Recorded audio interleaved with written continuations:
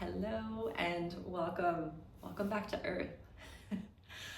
I really consider this fall season an opportunity to begin to make our way home, right? Just like nature reminds us, as this is the season where we begin to drop the productivity, we begin to sink inwards. But it's also this season where we get to relish in everything that was and begin to imagine what's becoming. And there's this beauty of, well, I guess, when things come to the earth, let's just, take the trees, for example. This is our traditional sort of fall metaphor that we have, right? But these leaves, they fall to the earth and they create a warm blanket for the soil all winter long. But there's this relationship that begins to happen even before we get to winter. And it's what I like to call the remembering. It's this idea of coming home to ourselves, coming home to earth, but it's coming home to what's already within us. And within the soil is the DNA of every plant that's ever lived before. It's the DNA of any of our ancestors that have ever walked this earthly plane. And not only do the trees get to work in companionship with the mycelium and the bugs and all of the elements of nature to have this homecoming, to have this remembering, to come to the completion of another cycle, but we get that as well. And it's taken us some time to start to slow down through our modern worlds and begin to remember some of the wisdom and the teachings. It's always lived within us, but we're in this very art of busyness and what we might call this perpetual summer that we live in, especially here in the Western US and sort of modern civilizations.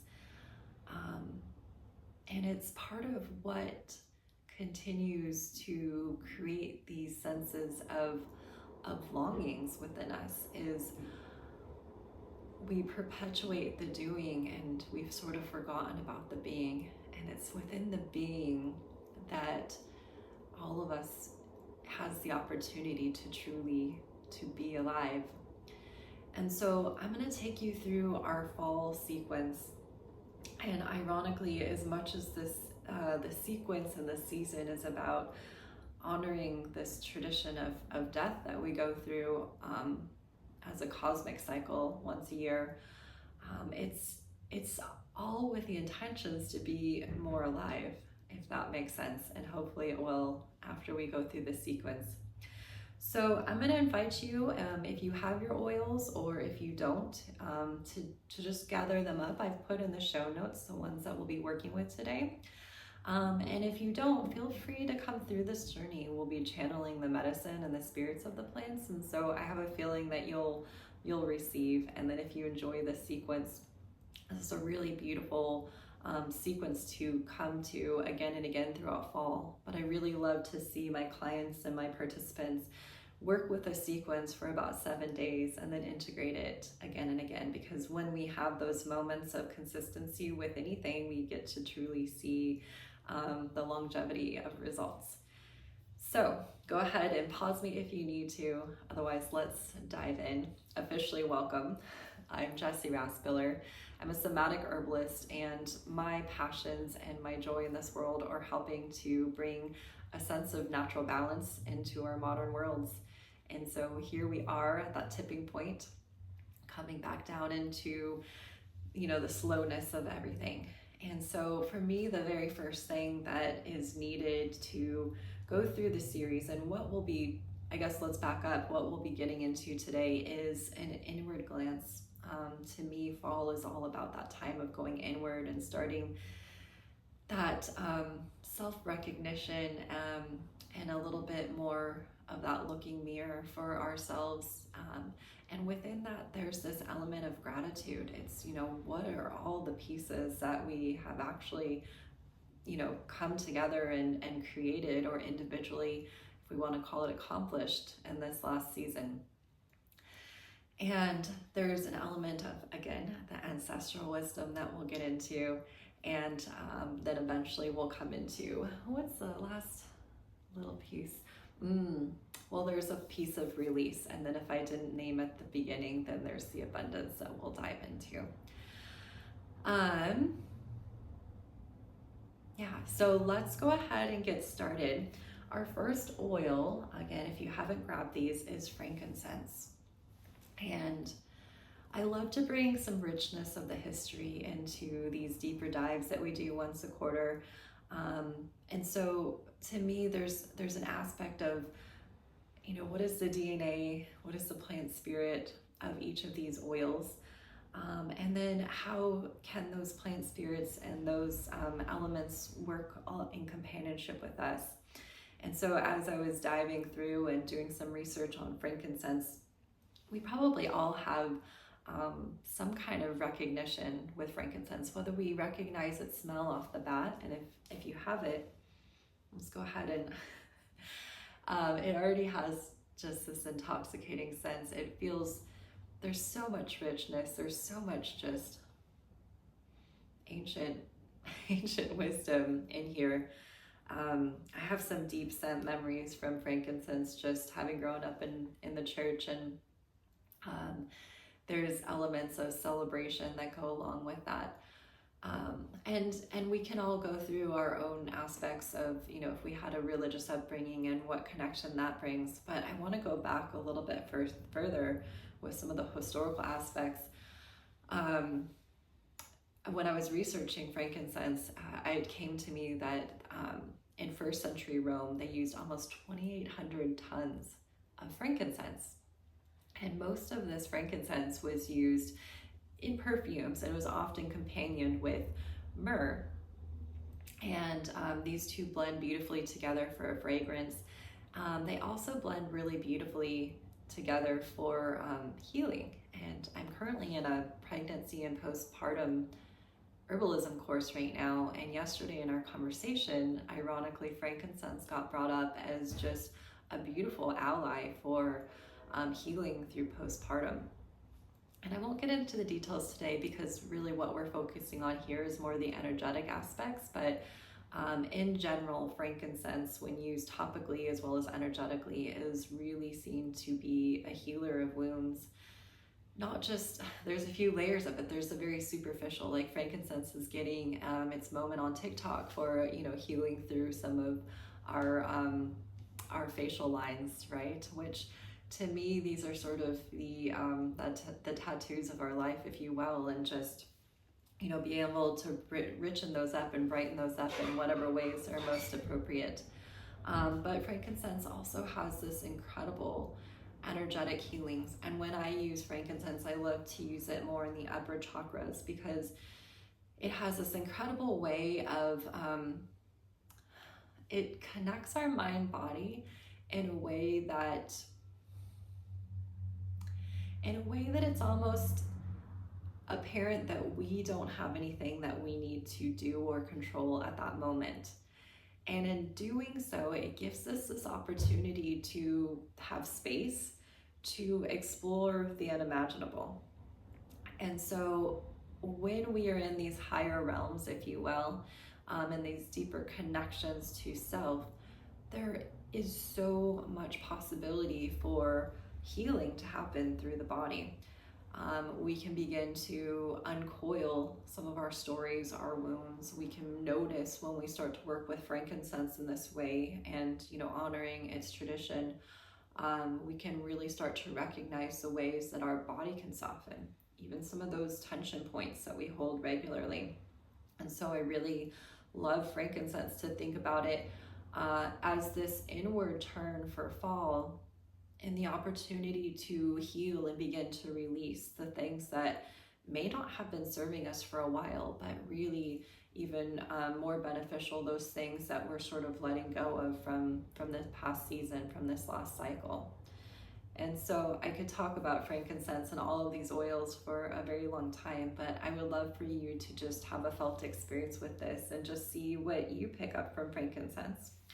So find yourself cozy. This is going to be our first oil, our first point for this series.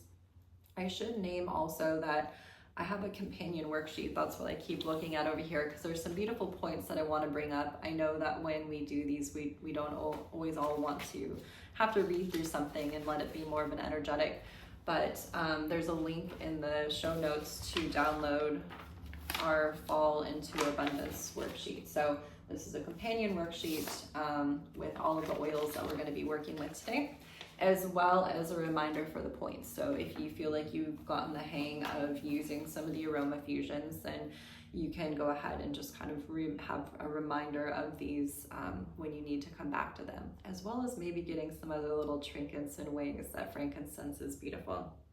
But again, less about me sharing here and more about you having your own inward turn. And so we'll start the journey by really, having this moment of going in. So go ahead and grab your frankincense. We're just going to use one finger here. We're going to bring one drop. And again, if you're new to aroma fusion, you can watch our companion video that gives you some information of best practices. So just one drop of frankincense, diluted, and we're going to bring that onto the third eye. Just let yourself drop back into your seat, into the tailbone.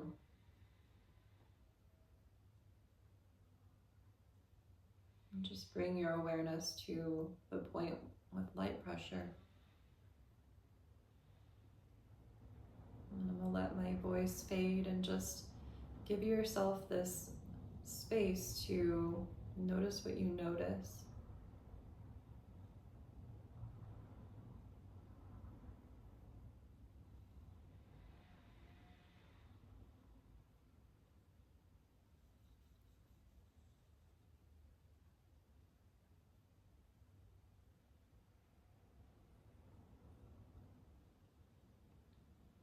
Notice if you feel a temperature,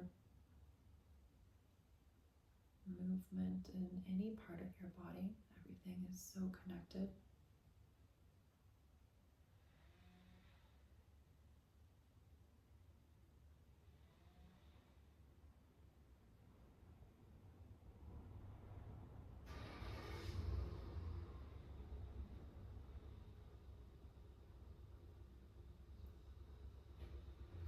And then slowly start to just let that hand fall. Give yourself a moment with eyes closed down just to recognize any shifts, any changes, any sameness. Recognize how you're feeling right now, maybe noticing or bringing the smell up to your nose.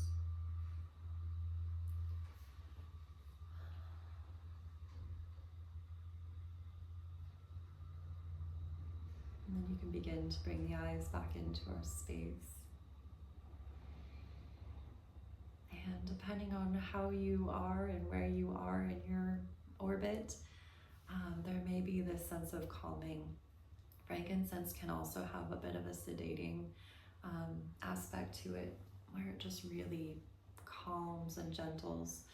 And so, we're working with this in a sequence, but you can always use frankincense before bed. You can also bring it onto those little happy lines that you have on your foreheads, or maybe stress lines in some of our cases. But it has this really, really beautiful way of just reconnecting us. And we think about the reconnection of anything, whether it's the reconnection, like I'm just I don't know why I'm seeing like a hose with a nozzle, right? And it's like we can let that hose just spray all over, but then we have this connection point where we can really kind of fine tune and focus where that spray is going. And to me, that's what frankincense is able to do, is it's able to help us fine tune where the energy flows, where we want the energy to go. So again, here we are, we've gone inward now, and we're going to move on to our next oil, which I'm going a little bit out of order. If you joined me in person, I've been doing it both in person as well as re-recordings of these. I've changed up the order just a little bit because I felt like it was more appropriate to really start from the beginning of being able to drop inwards, to be able to have just this sacred container that we create for ourselves by letting all of that energy be a little bit more focused. So just to transition into the next oil, we're gonna jump into Arborvitae. And if you have that handy, if you've never worked with it, go ahead and just take a little smell with it. I'll share a story, and then I'll share a little bit about the oil, and then I want you to also have a felt experience with this one, because I've had profound results even last night with the client that was here. Just really beautiful opportunities for cleansing. The first time that I smelled this oil, I had taken a trip out to Joshua Tree. I had some new oils and the Nara card deck that coordinates with the oils mailed to me. And I was going out there to do some writing this spring, and I opened Arborvitae. It was going to be a focus oil for our session that I was going to be participating on Zoom while I was there. And I opened it up, and I must have gotten some on my hands. And it just was a smell that I was like, no, I don't want this on my body. I don't want anything to do with this. But because I had gotten it on my hand, it was like the smell kept following me around the Airbnb that I was at all day. And I kept having this craving to just, I didn't know what point to put it on. I wasn't called to necessarily even put it on an access point at this point, but I just wanted to keep smelling it. And every time I'd smell it, the repulsion would be a little bit less. And the story is important to share because this oil, we call it the tree of life, but the placement that we use on the body, or that I like to use on the body, and the connection to the element of life is this sort of facing of death to, how do I say, how there's this aspect of the human experience that if we trace it back, every single fear that we have in our life is the fear of dying. Whether it's the fear of losing a good friend, it's the fear of belonging. The fear of belonging is this innate survival instincts that humans have within us. And so if we really start to mind trip into the root of just about every single fear we have, it is the fear of, not surviving another day. And so this oil has this contrasting aspect where it helps us to move through the schism around the fears of death. And in doing so, it teaches us how to truly live. And so for me, that smell experience that I was having, it felt like this kind of coaxing of me in to just, come in and let's, face it all together. Arborvitae is part of the false cedar family. From as much as I can go back and do research, it's where I've kind of landed from trying to combine Latin names. And when we think about false cedar, they are our cedar chests, and we've used cedar for years to protect our belongings, whether it's wool or trinkets, from family heirlooms, because they have this really resiliency to, bugs being able to get in there, and they're just, really solid wood that it creates a sense of protection and sort of this locking down. And what I feel like when we use this oil is this element of kind of like, what are we purging? What are we ready to get rid of, right? Opening up that cedar chest of grandma's, and it's kind of like, do we need these old newspaper clippings that tell an old story? Do we need some of the old stories that we're conditioned around still within ourselves, or can we begin to release and sort of find space within that? So we're going to use Arborvitae on the back. I will warn you, this is a darker oil, and it can cause some staining. So if you have any clothing on that you prefer not to get some brown oil on, go ahead and grab either a tissue or a cotton ball and just pull a little piece of that off. And we're just going to place the oil directly on that and just make sure it's not bleeding through so that it doesn't bleed on your clothes. And what you'll do, instead of using your finger and holding, well, you can still, I guess, use your finger to hold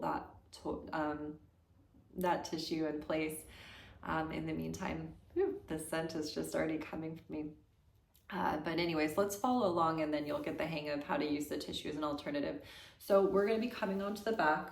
Let me just prepare my clothing too before we go into this.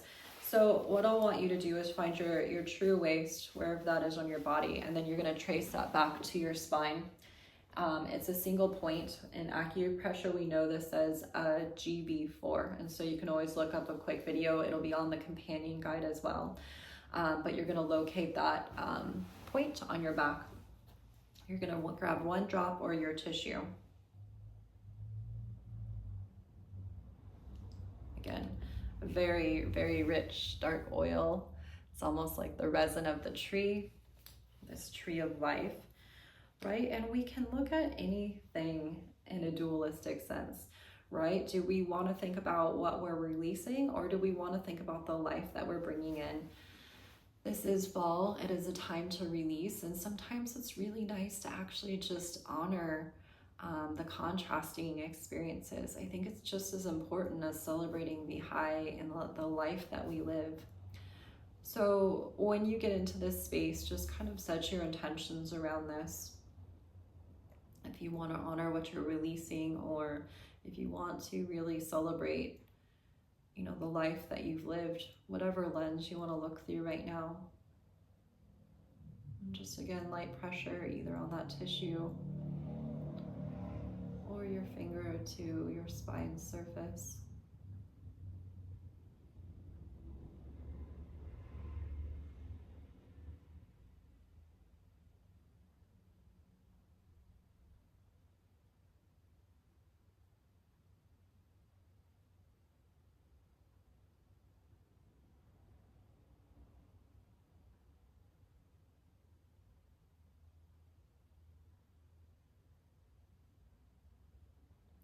Being here for another moment, noticing what you notice.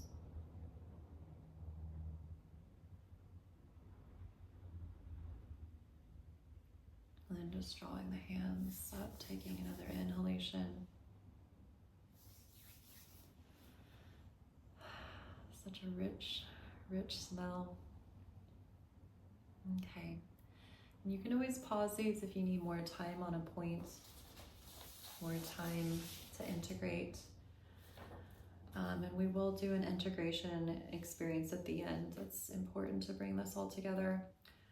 So let's move on to our next one. We're going to come into coriander. So coriander, cilantro, we're using the seeds in this instance of the plant. Go ahead and bring the smell. I want to see for you if there's any memory to this. I still have Arborvitae lingering, kind of wafting around me. There's coriander. And you know, there are individuals that have a strong palate dislike of cilantro, and so this may be a companion oil that doesn't necessarily sit well with some individuals. And you really get to use your discernment too. If you want to just use pieces of this and you're just watching the video to have some takeaways, that's absolutely fine. I feel like things find you that are meant to, and everything else that you don't need, you get to let fall away. I have, through my own experience, been going through this 12-month journey with a container of, having focus oils every single month. And it's interesting, the container that I had the strongest resonance with was in August, and we did this series. It was about rooting to rise, and I ended up mixing up the way that I wanted to do the sequence and then adding one of the ones from the month before. And it had the most profound results. I mean, I feel like I'm here. I feel like I'm actually creating this YouTube channel because of the space that it allowed me to have with my own roots. But anyways, I digress. That's the story from another day. What I want to share with you on coriander, and this feels really important to share as a resonance for fall, but just as a resonance as a citizen of this planet. So coriander is the queen of abundance, and in doing so, it's helping us to heal the wounds of lack. Again, this is all on the handout, but I feel like this is really important to name. First of all, coriander, it's one of the first and oldest spices that we can find on record. Spices or, herbs, we can look at it through any lens, it's all the same, right? And so there's this sort of original wisdom that we have of, the peoples before us and the ways that we connected to the earth, and connected to plants, and, that we worked in companion with these elements. And so in our modern culture, we often feel a void and a longing. It's what I kind of started out sharing in this program. It's this sense that something's missing. in less than a century, civilizations of the West have almost entirely given up our relationship with the land. And as I shared in the beginning, it's, we're making our way home just by doing rituals and practices like this, where we're tending to the natural cycles, we're tending to ourselves through the elements of nature. We've claimed this separateness, from nature, from the earth. While we find more and more inspiration to get into nature, it's still this claim that we live separate, right? As somebody who loves going into the wild, and maybe you've followed my journey for a while, and there's always this, month that I take every year to like reclaim my wildness, but there, in that statement in of itself, is this recognition that for 11 months out of the year, there's a separateness. And so there is so much evidence in the human experience right now, in the collective whole, of how we are craving this sense of belonging, not only with each other, but just, back to our roots. And so when we think about using the oldest spice, the oldest plant on record for humankind, there is this acceptance of coming home. There's this acceptance of returning to our roots, returning to earth. So again, to me, coriander, and again, you may not love cilantro, and coriander could have a completely different energetic effect on you. So I encourage you, without forcing you to say you have to use coriander, but, even if you just smell some coriander and then place a blank finger on the navel, like we'll do in a moment, there is this essence of returning to the wisdom that coriander, wants to bring us home to. So we're gonna use coriander on the navel, and of course I wore high-waisted pants, and so it makes it difficult. So doing whatever you need to in your intimate space to prepare to reach for the navel. Again, being the navel is a really, really sensitive area, you must dilute any oil that you use on or just around the navel. This is also our first connection. There's so much intimacy going on when we're combining these two elements, right? Our first connection to this earth came through our umbilical cord, every single one of us, regardless of what relationship we have or have had with our mother, our birth mother. It's that first connection.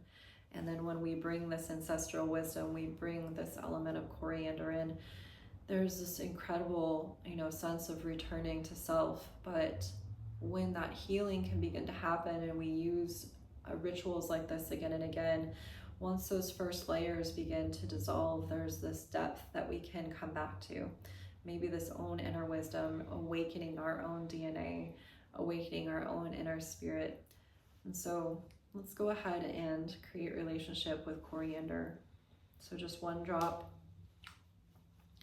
onto the navel, or just above if the navel is sensitive in your body. I'm really just going to invite you to listen, to feel, to notice here.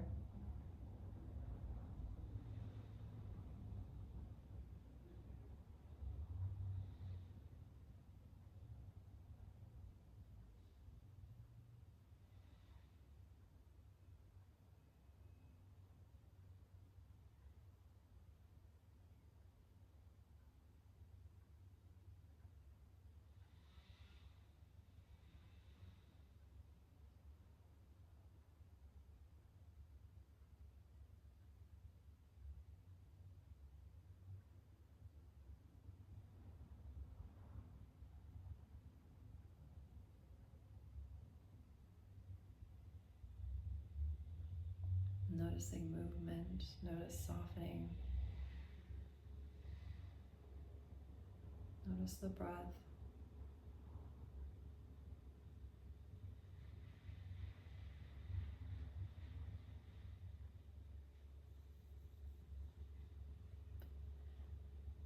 And just starting to let your hand fall, or coming up for another smell. I'm not sure what you all felt, but for me, there was this kind of wanting to rock back into my seat a little bit to feel held. Coriander is, well, all of these are on the notes, and just in lieu of keeping this video short, But coriander is really, really great for any of those moments where we feel really disassociated, trauma triggers, which is why this is so beautiful with Arborvitae, right? So when we start to really recognize those fears and traumas that are, subtly or very exuberantly, if we get panic attacks or anything like that, these are two really beautiful companions. And we're almost anchoring them on both sides of our spine, just slightly off, but so when you download the companion sheet, just give coriander a read. I think there's some really important information there that I'm not going to necessarily speak to. And then last but not least, for our series this season, we're going to come to rose. And I think rose has probably been in most of our orbits for most of our lives to some capacity, whether it's the ritual of giving and receiving roses, or all of the women on my side of the family have always had rose bushes. There's so much that I could talk about. As I share on the companion sheet, I could write an entire book on rose. But to me, there is this undeniable relationship of rose to the heart. And if we just think about some of the most generic relationships that we've maybe seen in our lifetime, of giving roses for Valentine's Day or giving roses for love, whether we understand the why behind that ritual started or not, there is this element of understanding that rose is very much connected to the heart. And so when we take all of these elements of fall, of going inward, completing cycles / releasing so that we can feel more alive, honoring, the richness, the abundance of not only self, but the ancestral wisdom that we're returning to at this time of the year, there is this incredible opportunity to find the sense of gratitude. And whether our summer and this year up to this point have been a cherished year or a really difficult year or a little bit of both, to me, one of the greatest gifts that we can give our experience to help to create a sense of equilibrium is honoring endings so that beginnings can actually begin. Recognizing really just the gifts that are around us. Again, in a culture that there feels lack in the sense of needing to be doing. It sounds so generic and well played out in our social media realms and coaching realms, but gratitude and the practice of it's tending to our cycles, and it brings us into the present moment. Because again, if we perpetually are just chasing the ladder of career success, of checking the boxes off, how often have some of our biggest dreams and goals actually happened, and we've never stopped for more than a moment to recognize them and to truly celebrate them? And what does that do to our spirit when there really isn't completion of something? And so to me, the practice of gratitude is honoring completion so that new can begin. Letting things kind of get actually wrapped up. And I've had so many powerful experiences of this. And honestly, about a year to date, I had one of the biggest recognitions of my life of realizing I was in a time and a place and an experience surrounded by beings that I had prayed for. And I'll get emotional because this was one of the biggest acts of gratitude and compassion and recognition in my life. And there was just this moment of standing in this experience and watching how everything that I had done, force and flow, had arrived me to this moment of pure inspiration and manifestation. And in that moment, there was recognition of, one thing has been accomplished, and now what do I get to reach for and dream of, and not even reach for, because I don't want to embody the sense of like grasping and needing more other than the next element of joy and the next element of joy. But that moment was it was one of the most profound moments of my life, and so simple in nature. I didn't name it to anybody else at that time, but I've looked back on that again and again in the last year, and gosh, if I could just recognize all those times, micro and macro, that I'm doing that each and every single day, I think it would have a profound shift in my own experience. So I invite you, as we bring rose into our nature, into our heart, and we'll do a gratitude experience in a moment. But for now, let's just create a felt experience with rose. We're going to come on to what's known as heart 7. So if you come to the pinky edge of your hand, and we're going to do this bilaterally, meaning both sides. For me, the easiest way to access this, you can do it one at a time, find the point, hold it, and then switch. What I like to do is put a drop on heart 7 and then bring the wrists together and just really let, honestly, this conduit that happens, which is a whole other story in itself. I think I'll do a deep dive on rose another time, but for now, just having this experience.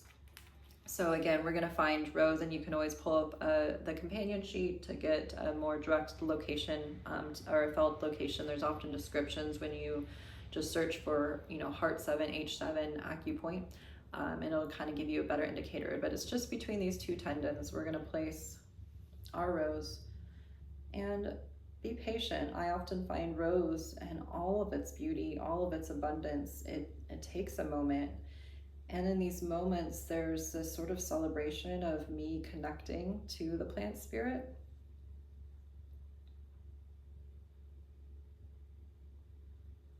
You can always, I never like to shake, and it does actually look like some came out. So we're going to honor what rose has to give to us, and just letting yourself sit into your space. Find comfort where you are.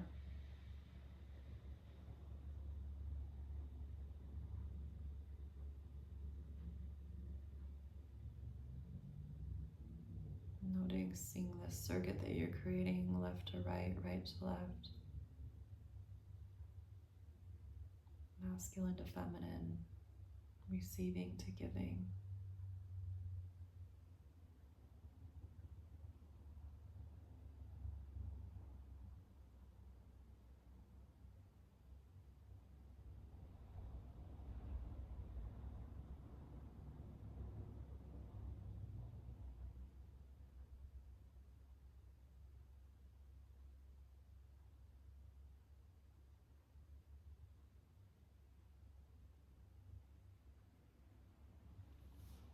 Just taking a few more moments, or with your readiness, just bringing some smell to the nose.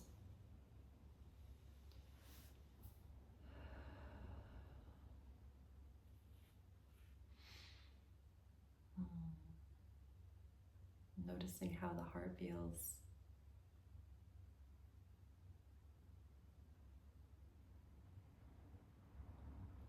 What I would love to invite you to do is to actually, in a moment, pause me, to grab a sheet or two of paper. We did this on index cards the other day. And set your timer for about 3 to 4 minutes and do a practice of gratitude through sacred flow writing. It's pen to paper, not thinking about it, just noticing all of the things that want to move through you, either to be celebrated or recognized. And I want you to notice when you get to those points of resistance, or the parts of your story that feel more difficult, and see if in this moment, even if you're not ready to release them in a joyful way, see if you can find an angle of gratitude for them. Thank you for being present and, giving me something to focus on. Let this be a practice that's really true to you, but much like the artist way and sort of this free flow practice of writing, I have found that turning the lens more often than not in my own journey through practices like this, it really shifts the perspective. And it's not it doesn't, when I get to going with it, it's not something that requires an art of thinking at all. It's just, again, this free write that we do, pen to paper. Pen doesn't come up until that timer goes off. And it has this element and this ability to really create space. There's no need to read over these again. It's just recognition that this has moved through you, out of you. And I find so much nourishment in this type of practice. It's something that I really turn to a couple of times a week. So again, you can go ahead and pause me, but I'm going to go ahead and wrap us up for this series for now. And just, first of all, just, thank you for joining me. We're at 40 minutes now. This isn't a small feat to, have hung here with me and to shared this wisdom that wants to be shared through me. But I really invite you to work with these series in the ways that feel most relevant to you. But again, best practices would be to work with this for 7 days in a row, and then through the remainder of fall as you feel needed. Especially as we come into the busyness of holidays, it can start to feel like the energy flares up, and the aspects of summer again. And so keeping yourself, inward into that, rooted nature, into the coming home to earth, as many times as it needs for all of us living in this modern world. Because again, these are the elements, at least in my existence, that help me to create this equilibrium. It isn't about completely removing ourselves from these modern experiences. There's so much beauty. Again, gratitude for even just being able to reach you all that watch this video, and be able to have these companion sheets and to be able to connect outside of my local community, or to reach some of you that weren't able to join the in-person workshop that we did this weekend. So there is so much gratitude for this experience in these spaces of these modern elements.